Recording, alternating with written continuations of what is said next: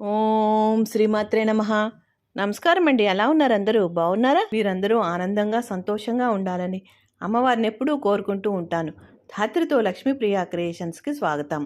ఈరోజు కూడా ఒక మంచి వీడియోతో వచ్చేసానండి. ఈ వీడియో మీకు నచ్చితే తప్పకుండా లైక్ చేయండి, షేర్ చేయండి.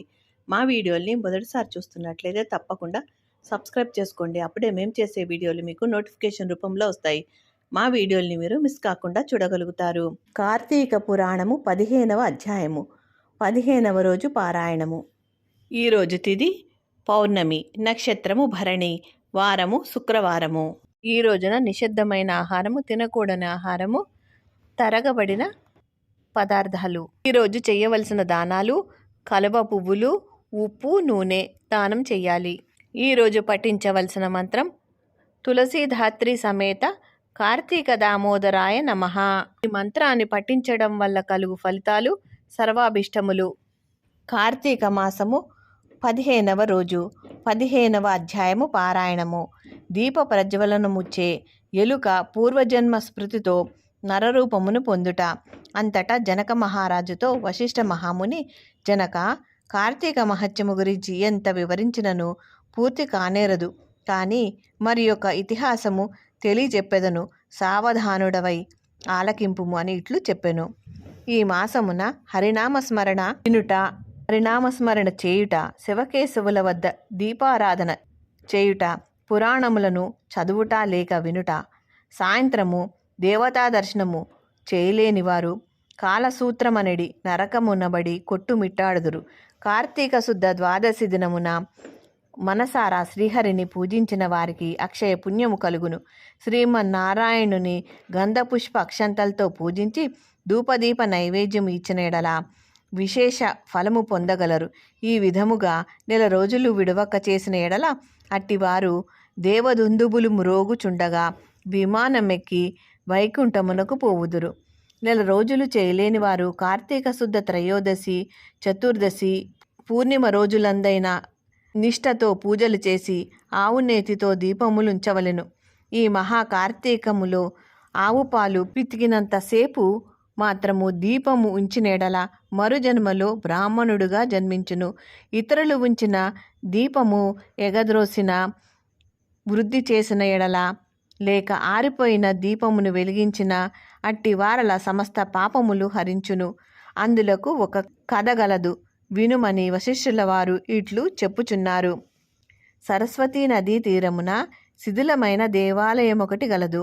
కర్మనిష్ఠుడైన దయాద్ర హృదయుడగు ఒక యోగి పుంగవుడు ఆ దేవాలయము వద్దకు వచ్చి కార్తీక మాసమంతయు అచటనే గడిపి పురాణ పఠనము చేయ తలంపు రాగా ఆ పాడుబడియున్న దేవాలయమును శుభ్రముగా ఊడ్చి నీటితో కడిగి బొట్లు పెట్టి ప్రక్క గ్రామమునకు వెళ్ళి ప్రమిదలు తెచ్చి దూదితో ఒత్తులు చేసి 12 దీపములు ఉంచి స్వామిని పూజించుచు నిష్ఠతో పురాణము చదువుచుండెను.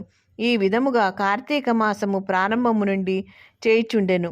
ఒక రోజున ఒక మూషికము ఆ దేవాలయంలో ప్రవేశించి నలుమూలలు వెదికి తినడానికి ఏమీ దొరకనందున అక్కడ ఆరిపోయి ఉన్న ఒత్తిని తినవలసినదే అని అనుకొని నోట కరుచుకొని ప్రక్కనున్న దీపము వద్ద ఆగెను. నోట కరిచియున్న వత్తి చివరకు అగ్ని అంటుకొని ఆరిపోయిన వత్తి కూడా వెలుతురు వచ్చెను.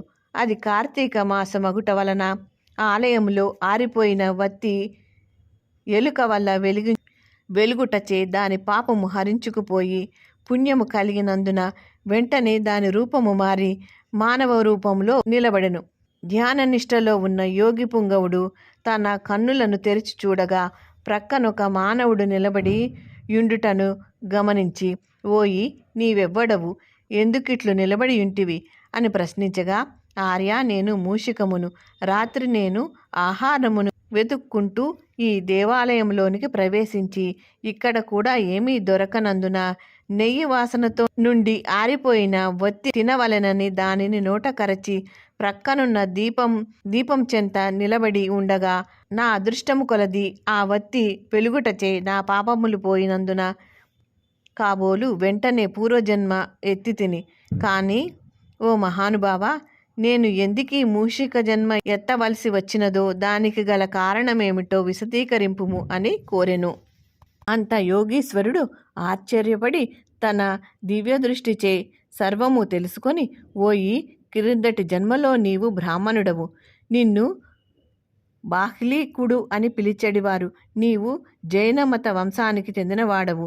నీ కుటుంబాన్ని పోషించుటకు వ్యవసాయము చేస్తూ ధనాసాపరుడవై దేవపూజలు నిత్యకర్మలు మరచి నీచుల సహవాసము వలన నిషిద్ధాన్నము తినుచు మంచివారలను యోగ్యులను నిందించుచు పరుల చెంత స్వార్థచింతన గలవాడవై ఆడపిల్లలను అమ్ము వృత్తి చేస్తూ దానివలన సంపాదించిన ధనాన్ని కూడబెట్టుచు సమస్త తినుబండారములు కడుచౌకగా కొని తిరిగి వాటిని ఎక్కువ ధరకు అమ్మి అటుల సంపాదించిన ధనము నీవు అనుభవించక ఇతరులకు ఇవ్వక ఆ ధనము భూస్థాపితము చేసి పిసినారివై జీవించినావు. మరణించిన తర్వాత ఎలుక జన్మ ఎత్తి వెనుకటి జన్మ పాపమును అనుభవించుచుంటివి.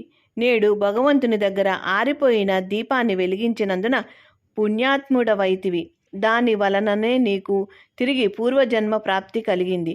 కావున నీవు నీ గ్రామమునకు పోయి నీ పెరటియందు పాతిపెట్టిన ధనమును త్రవ్వి ఆ ధనముతో దానధర్మాలు చేసి భగవంతుణ్ణి ప్రార్థించుకొని మోక్షము పొందు అని అతనికి నీతులు చెప్పి పంపించెను.